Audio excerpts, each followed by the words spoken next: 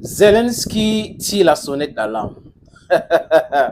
On lui avait dit, les amis, rappelez-vous comme si c'était hier, ça fait 2 ans que nous parlions de ce qui se passe en Ukraine, qu'on les a dit le résultat final de leur agitation. On a dit à Zelensky ici que vous allez perdre. Et au départ, on a dit, compte tenu de les éléments que nous avons dans notre disposition, à notre disposition, compte tenu du fait que les gens qui vous aident aujourd'hui ont toujours été des personnes belliqueuses et des gens qui fuient leurs responsabilités à un moment donné, ils vont faire exactement la même chose avec vous. Ceux qui gouvernent à Kiev n'ont pas écouté. Certains nous ont traités de tous les noms d'oiseaux. Quand vous connaissez votre adversaire, vous pouvez bien avancer. Il faut maîtriser les choses quand vous faites. Et surtout quand on parle de la guerre, ce n'est pas de PlayStation. Ce n'est pas le cinéma. Ce n'est pas la blague. Et l'histoire des 200 dernières années est vraiment éloquente, les amis. Regardez la Russie, des guerres que la Russie a déjà menées. Ça commence parfois très mal, mais ça finit très bien pour les Russes parce qu'ils sont résilients. On a dit ça, Zélo n'a pas compris. Aujourd'hui, il accorde une interview dans la presse américaine et il est alarmiste. Il est alarmiste. Vous savez pourquoi? C'est parce que ça va très mal. Et pour ceux qui me suivent, ils savent que je propose ici ce que disent les soldats ukrainiens au front. Pas uniquement ce que les élites compradors manipulées disent à Kiev, à Paris, à Bruxelles, à Berlin, à Londres ou à Washington. On a toujours convoqué le bon sens des gens qui suivent l'actualité, des Ukrainiens, d'écouter la voix du Sud global. On a expérimenté toutes ces choses-là, la souffrance, la misère, la galère, l'esclavage, la religion avec ces gens-là. L'Occident, c'est des menteurs. Je veux dire, l'élite occidentale, c'est une élite de menteurs. C'est des manipulatrices. Ils ne sont pas sincères dans l'amitié. Ils créent des problèmes pour leurs bénéfices et après, à un moment donné, ils s'en vont. That is exactly how the Western elites are doing their thing. That's how they function. Salut les amis. Welcome on this platform. Et quand Zelensky tire la sonnette d'alarme, qu'est-ce qu'il dit? Zelensky dit concrètement, les amis, que si l'Ukraine n'a pas de patriotes, c'est-à-dire que les systèmes de défense anti-aérien, je vous avais dit ici que quand les Russes disent, ils font. Quand ils font, ils disent. Les Russes avaient dit qu'ils ont détruit les systèmes patriotes en Ukraine. Les Américains, les Ukrainiens, non, ce n'est pas vrai. Après, les Américains ont dit que non, c'était un peu endommagé. On est en train de réparer. Et là, la peur les a gagnés. Ils savent que ça peut les faire du bad business. Envoyer les patriotes qui coûtent des milliards et des milliards et faire détruire par des missiles, c'est un problème réel. Il dit s'il n'a pas de patriotes, s'il n'a pas de missiles patriotes, s'il n'a pas des obus 155, c'est Zelensky qui dit, hein, donc si l'aide occidentale ou américaine, parce que ce n'est pas occidental, l'aide américaine ne vient pas, c'est fini. Et dit que les militaires ukrainiens vont se replier petit à petit, mais ils vont se replier parce qu'ils n'ont plus autre chose à faire, il n'y a pas d'autre choix. C'est ce qui va arriver. En fait, les agitations de Macron et les autres, là, les amis, je vous avais dit ici que c'est pour annoncer la défaite. Ils ne savent pas comment faire pour annoncer la défaite. Et ce qui s'est passé à Moscou l'autre jour, ça fait partie de ces stratégies de vouloir déstabiliser la Russie avec d'autres moyens parce que dans la guerre conventionnelle, ça va très mal pour eux. J'ai dit hyper, super mal pour eux. Zalochny, l'ancien chef d'état-major de l'armée ukrainienne, très populaire, plus populaire que Zelensky, l'avait dit qu'à l'heure actuelle, si on n'a pas un ascendant sur la guerre technologique contre la Russie, ça sera difficile pour nous. Parce que numériquement, les Russes sont plus forts que nous. Ils ont plus d'hommes, plus d'ammunition, plus de ceci, Plus de cela. Donc, ça sera compliqué pour nous. Macron a émis l'idée d'envoyer les troupes au sol. Donc, que ce n'est pas l'idée là, mais bon, on n'a pas encore confirmé et tout. On a vu ce qui s'est passé. On a vu les militaires du terrain qui ont commencé à s'opposer. Par contre, les généraux qui passent le temps dans les bureaux, les généraux du carton de plateau en France, préparent l'opinion publique française pour une guerre et les Françaises disent non à cela. Emmanuel Macron se sent de plus en plus isolé, même en France. Donc, ce n'est pas une question de l'Europe. Parce que l'Europe n'est pas prête à faire face à une autre guerre à grande ampleur. They are not ready for a gigantic conventional war. They are not ready. They are not ready for that. Donc, on va vous parler de Gotland, qui est l'île suédoise. On est en train de se préparer ici, préparer là-bas. Est-ce qu'ils ont la capacité de se réarmer rapidement? La réponse, elle est simple. Non, non, non.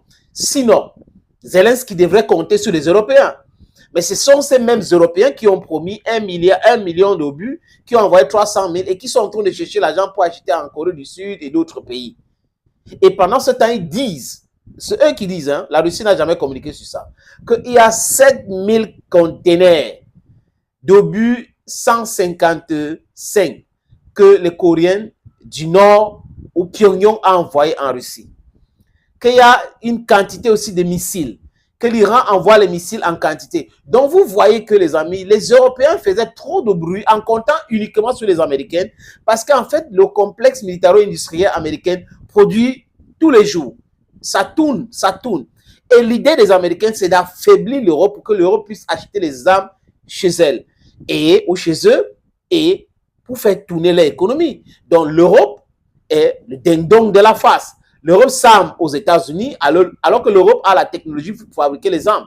Maintenant que l'Europe a basé toute son indépendance sécuritaire sur les Américains, ça tourne mal quand les Américains sont en train de soutenir Benjamin Netanyahu, le criminel de guerre, quand les Américains sont en train de faire la guerre contre les Houthis, quand les Américains font face à une menace, selon eux, de la Chine, quand les Américains... Donc, tous ces gars-là ont trop fait de bruit pendant ce temps.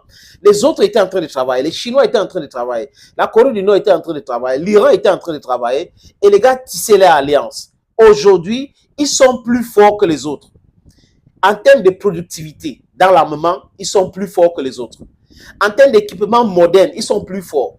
En termes de guerre technologique, ils sont plus forts. Ce n'est que les Américains qui font cette parapluie-là. Et les Américains le savent, les amis. Ils ne sont pas dupes. Ils savent qu'une guerre contre la Russie n'est pas envisageable parce que ça va s'appeler la troisième guerre dite mondiale. Et ça sera une guerre nucléaire. Et les Américains n'aiment pas quand la guerre touche le sol. Ils n'aiment pas. Donc, l'idée de comprendre que les missiles, les armes vont crépiter sur les terres américaines. Regardez la Première Guerre mondiale. They were in isolation politics. La guerre n'était pas arrivée là-bas. Ils ont fait la guerre en distance. N'est-ce pas? Woodrow Wilson. Roosevelt, Deuxième Guerre mondiale après Truman, c'est toujours en distance. Pearl Harbor, les gens vont me dire oui, Pearl Harbor, mais c'est l'île américaine près du Japon que les Japonais avaient bombardé, rien à voir. Donc, aujourd'hui, à l'heure où je vous parle, les amis, si les Américains tentent d'essayer, disons ça comme on dit chez nous, si les Américains tentent d'essayer de faire quelque chose contre la Russie, ils savent que la réponse sera foudroyante, brutale. C'est pour cette raison qu'il y a toujours le téléphone rouge. Il s'appelle Joe Biden, dernièrement était en ligne avec Vladimir Poutine. Pendant ce temps, la Russie est en train de gagner du terrain. La Russie gagne du terrain tous les jours. Et la Russie communique sur les différents villages, les villes qu'elle est en train de récupérer. Personne ne demande cette information. Après, ils vont démentir. Le lendemain ou 2 heures après, ils disent oui, c'est vrai, c'était une retraite tactique. L'armée ukrainienne est fatiguée. Même avec l'aide de 61 milliards que les Américains avaient promis, que le Congrès a bloqué, ça ne peut rien changer. Vous pensez, les amis, ces gens-là pensent que les députés américains ne sont pas au courant. Ils savent qu'on les a envoyé les armes de milliards et des milliards qui coûtent des milliards et des milliards. Les Européens les ont envoyés. Ils n'ont pas pu faire quelque chose avec. Ils ont épuisé ces armes-là. Un pays qui ne produit pas les armes et qui épuise, c'est-à-dire qui consomme de façon industrielle la consommation des armes. sur le terrain, vous pensez que ça prospère comme ça? On fabrique les armes comment? C'est pas les cacahuètes. On va prendre ça, on sèche le soleil, après on met dans la marmite, on tourne, ça fait après on distribue aux gens pour manger. C'est pas comme ça que ça se produit. Regardez la France qui dit qu'elle va aider l'Ukraine avec 200 drones. 200 drones. Et la France, qui sont les industries qui produisent seulement 50 par mois. La France. Donc vous comprenez que les Européens sont entrés dans quelque chose qui est difficile à comprendre, difficile à scinder, difficile chez eux. Zelensky ne peut que dire ce qu'il dit aujourd'hui. Et le Premier ministre polonais, il était ancien Premier ministre, aujourd'hui il vient d'être nommé par le président, parce que son parti a gagné les élections, Donald Tusk. Donald Tusk dit que la guerre, c'est une réalité et que ça va venir vers leurs frontières. Donc, Donald Tusk est en train d'alerter les pays de l'OTAN que la Russie, après avoir défait l'Ukraine, qui est en train d'arriver là, les amis, la Russie va s'attaquer à un pays de l'OTAN. Mais seulement entre eux, ça ne donne pas. Parce qu'il y a un lieutenant admiral qui s'appelle Bob Bauer. Bob Bauer a dit non. Il n'y a pas quelque chose qui indique que les Russes se préparent pour attaquer un pays de l'OTAN. Que ce n'est pas vrai. Donc, entre eux, ils ne s'entendent pas. L'autre fois, il y a un missile qui a traversé les frontières polonaises et ça a fait 39 secondes, 40 secondes. Les Polonais ont voulu mobiliser l'OTAN pour essayer de faire la guerre en Ukraine contre la Russie. Mais l'OTAN est briefé. L'OTAN, c'est qui? C'est des pays. Vous avez des petits pays comme ça. Et qui dit l'OTAN dit États-Unis d'Amérique, peut-être à un certain niveau la France, parce que bon, l'Allemagne et le Royaume-Uni. Vous pensez que ces pays-là sont prêts à envoyer les hommes mourir? Si c'était une guerre qui était sur les terres africaines, ou qu'on pouvait recruter les Africains pour envoyer là-bas, oh, tout de suite, on devrait dire que oui, on va faire la guerre. Mais aujourd'hui, ils savent pertinemment que les Africains ne sont pas avec eux. Ils savent pertinemment. Donc, du coup, ça rend l'équation difficile. Les Européens ont toujours fait des guerres avec le Sud global. Donc, les militaires venaient du Brésil, de l'Argentine, de la Colombie, du Venezuela, de l'Afrique, notre pays, l'Afrique, de l'Inde, de la Chine. Voilà comment les gars recrutaient les soldats pour envoyer à la guillotine, pour préserver leurs forces. Souvent, la guerre arrivait chez eux et ils perdaient ces guerres-là. Donc, vous voyez, c'est ça qui rend le truc très, très difficile. Donc, Zelensky tire ses sonnets d'alarme.